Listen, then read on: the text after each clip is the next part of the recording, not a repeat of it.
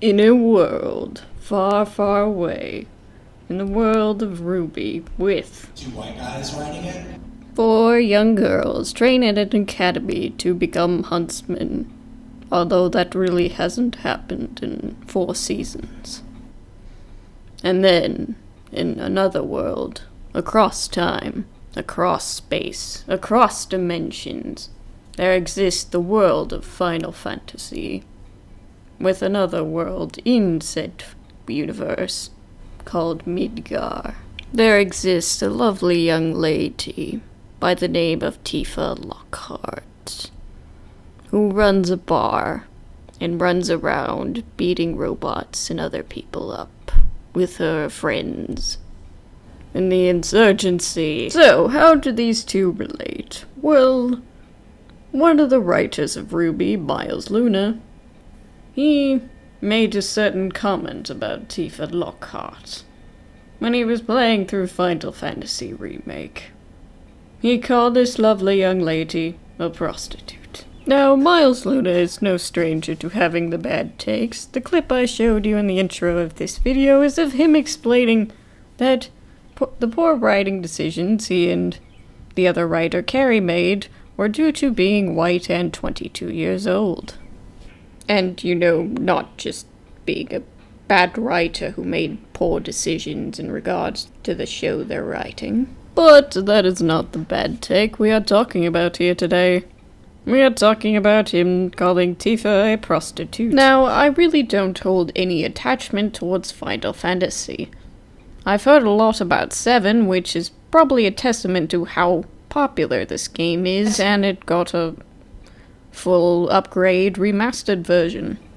Now, Miles did offer further clarification, saying that in comparison to everyone else, her outfit is something.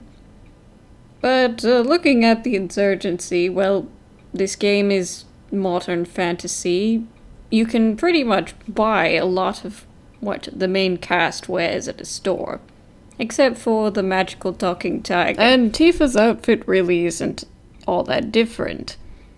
She wears things you can find at the store, like a sports bra, crop tops, gloves, little boots, and some stockings. And leather skirts. Actually, RWBY used to be this way as well, sporting very convenient clothing that can be bought at really any local store, except for maybe some armor and a bunch of highly modified weapons. This also brings up the obvious here. Miles, look at her. Now look at her. Now look back to her. Now look at her. Now look back to her, and look at her. And her. I mean, it frankly does come off as slightly hypocritical, since all of the characters I just showed are from RWBY, the show Miles writes on. And you are correct, Miles' girlfriend. Miles does not design RWBY. However, he does represent it. He speaks at cons. He handles important announcements of the show. He speaks about RWBY and its related media on interviews and podcasts.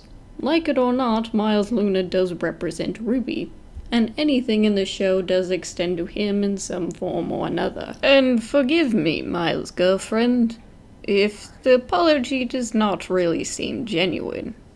Miles Luna did apologize for his comments on Tifa, saying, well, yes, singling out Tifa made it seem like I was picking on her.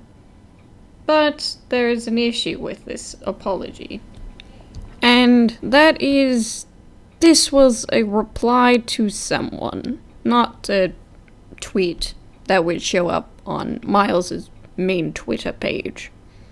If he was really genuine about apologizing for a joke, well, he probably should have put it on where most people would see it, which is on the main Twitter page.